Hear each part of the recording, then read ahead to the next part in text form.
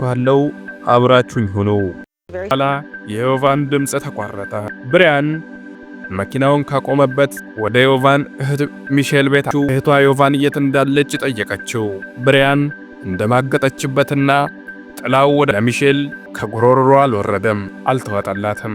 ነገር ግን ብሪያን የነገራትን የሚያጠናክር መልእክት ከእህቷ ዮቫን ደረሳት። ሌላ ወንድ ወድጃለሁ፣ ብሪያንን ትቼው ኮስታሪካ ሄጃለሁ የሚል ነበር።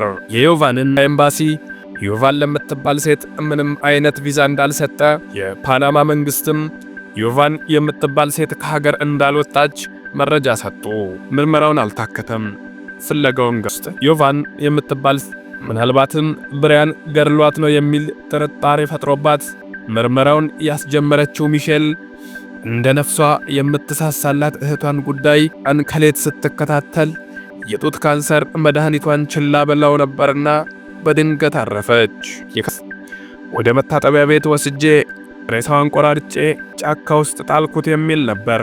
6 ዓመት ጽኑ እስራት ፈረደበት። ሀብቷን ሸጣ የተከተለችው ብሪያን ሕይወቷን ነጠቃት። ለፍቅር የተከፈለ ዋጋ። ቸርን ሰንብት።